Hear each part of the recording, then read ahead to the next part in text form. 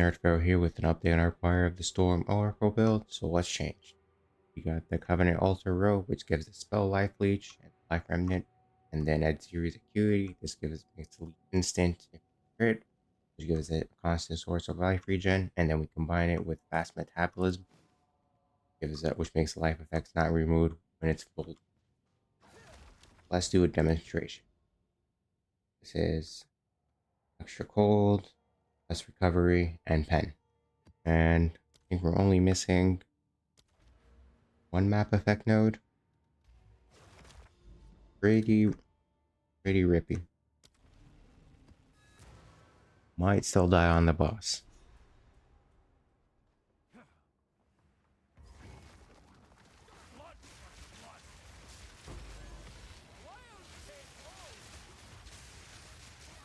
As you can see, the damage is still fine.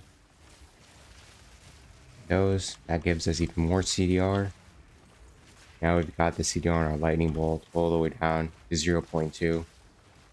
It's like 60%, 70. Went from 0.5. Now rocking non-stop.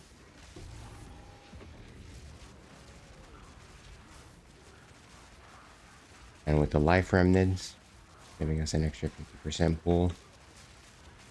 Got a substantial amount more max hit now.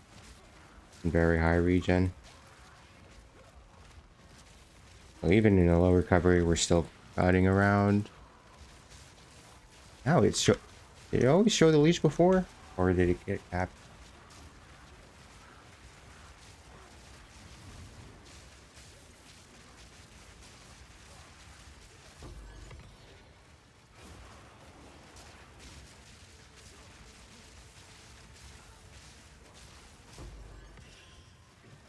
As you can see, mobs can still hit pretty hard.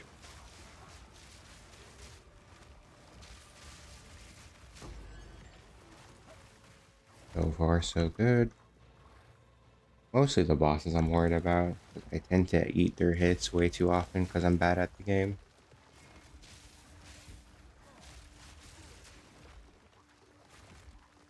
You can see how rapid the lightning of the choir is going off. Fire of the storm. I don't know why I mixed it up that much.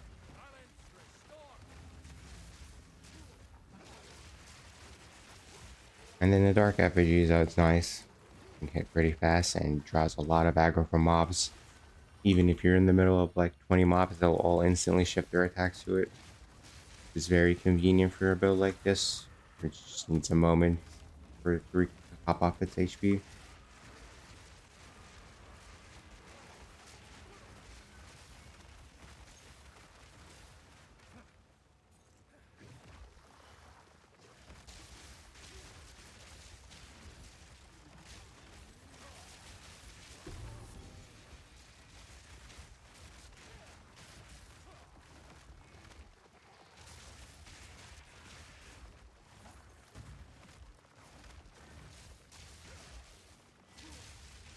I wouldn't run chaos damage because we are not capped on it, and it'll go beat your energy shield too fast. And I've done triple damage mods, but you have to be careful and actually focus, or you will get tapped randomly by something, especially the bosses.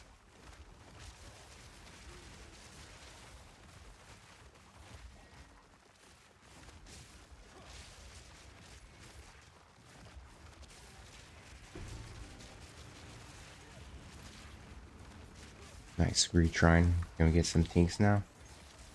That is another thing we're lacking. We haven't really fit in any rarity.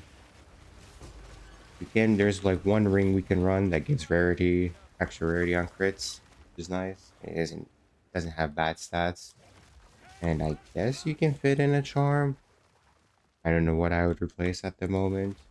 Because ignites in this patch are wrecking Marshit. When I did not have an ignite charm, it was feeling rough. Not bad for a wanderer.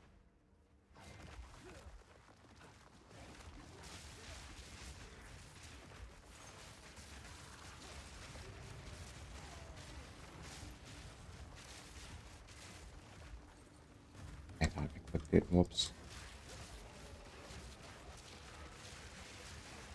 And we have Enfeeble now, which if you get into any hard brother mobs, throw it on there. We have a long skill duration, so it lasts a good while on them.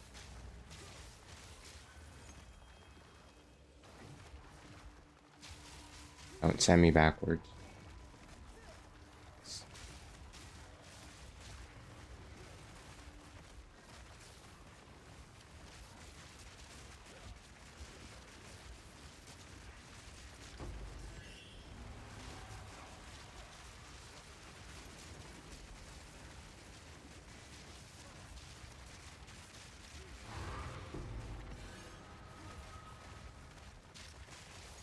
Ah, really not gonna hit any tanks even with the shrine. That's sad. Keep forgetting where the entrance for this boss is. Huge maps are the bane of my existence. I'm someone who naturally gets turned around a lot in games, especially.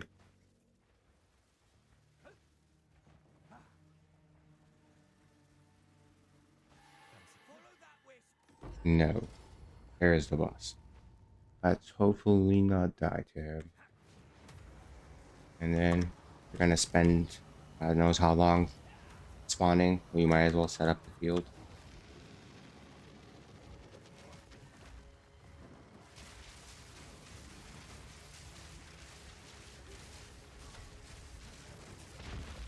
Oh, we took that hit. I'm surprised. But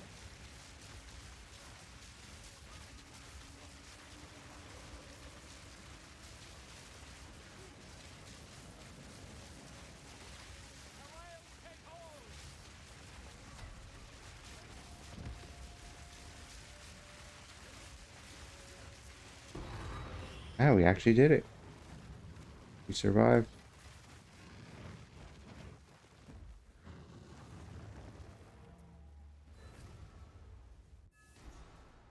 Alright. So what else have we changed? Not much really. We had to compromise on some runes because I still need to fix my res. Do a few swaps. Anything else on that gear front has changed massively. On the passive skill tree, we have done some changes. I dropped this node here, took this minion node here. It's also your generic increase. It ended up being more since POB is now slightly working. It still doesn't work with Divine Reality, so it's a bit of a hassle to get the house right. And still running Sanguine, and we're using this to convert some of it back into convert our mana into life to keep our mana pool full. We'll have this to have some mind over matter or mana taken from life to boost our max hit a bit more. About the only thing we need. And what else has been done on this front? And for the skill gems. Once we got Life Remnant, I took this Remnant Potency. I'm not sure if this is bait or not. The concept is if it's spaced out over 3 seconds, you have time to use that extra HP. Sometimes you'll not pick up any and then have to wait a bit to get that max HP pool. I'm not sure if it's worth it. This is just generically good. Just an extra chance to create 20 more and more distance to collect from. And then this Lineage Gem. This gives us CDR per charge. This picks up with that. We brought our Choir of the Storm cooldown from 0.24 to all the way to 0.2. More than 50% less cooldown now. And then, for some reason, I don't know, for lack of sleep, I tried to socket gems in it before and it didn't go, so I just assumed it cannot be supported. But I'm wrong. So, super critical for 100% more bonus, more cooldown recovery, extra level, and then Zenith. Since our mana pool stays pretty stable, this is just another extra 30% more. And then Thrashing Binds, this is our rare skill. Throw it down, we get tanky rare. Extraction for more extra as chaos, and 10% cost is nothing. Stun build up for more CC. Same thing here, super critical. Instead of casting. And then Blindside as our Entangle Blinds. This gives us crit chance and more bonus on top. And the Dark Effigy, same thing, just for more, take some aggro off of you and it can do some decent damage. Attack Distraction, Urgent, Party, in the concentrated area. And then for Tangle, we get concussive spells. This Stasis, which gives even 50% more stun buildup. This lets all our skills start stun mobs pretty fast. Accelerated Growth. This is our AoE pops from that's triggered from the rain. And then Branching Fissures, just spawning more fissures with each cast. Then Efficiency. I'm not sure if we still need the cost reduction. I just have it on because I'm not sure what to replace damage wise. Bone Storm for the nuke. Still don't use it as often now. And then cast Uncritical with the Thunderstorm and Tangle. Living Lightning to trigger our Impales. And Overabundance spawn more Thunderstorms. And then Efficiency. This has kept our mana pretty stable even on bosses. Nice. And then Enfeeble, Focus Curse, Heightened, Prolonged Duration, Ritualistic Curse, and then this Kalsai's Crescendo. Mobs are pacified for the last 30% of your curse duration, and pacify basically means they cannot deal damage. They can be pacified for another 8 seconds. And with how long our curse is, our curse lasts about 17 seconds. The last 3 to 4 seconds turns off damage. Very nice with our regen. Just anything to give us more room to regenerate. And then Mana Tempest. This I didn't use it with the boss because we were running a low recovery map. We can sustain this for a good while. And then get out. Like you'll not feel it for a long time.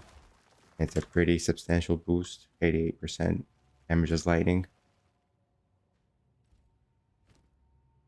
So for this body armor, I got lucky and saw this one for like 20 divines and picked it up. There's not much like it. Your main priority is the spell damage, and then anything that takes off the spell cost base mana equals life. You can still run it with that. You'll just have to drop this. This gives you increased mana life. Once you take that off with the efficiency, you can sustain the mana cost even with that. So don't feel like you have to drop 30 divines for this. Now the Anoint, these are getting expensive. Yeah, the prices of all these are skyrocketing. So it's not mandatory. I ran the build without it. It's ate a few more deaths without it, but I would still just use either harmonic generator or just critical exploit for more. And then once you save up, grab it. And gloves, they're not too expensive, even with the maxwell crit chance. Like 2 divines. And what's next? Just grab as much max hit as we can. Increase our pool. I grab this as well. And corrupt this to get more max life. Possibly corrupt this to take this off and then get volatility, which would be very funny with our build. We could probably just max out our volatility proc and then have 200% extra chaos damage. And then a level 20 Choir of the Storm. That would be my next upgrades. But if you like the build, like and subscribe. Let me know in the comments what you think. I'll be back soon with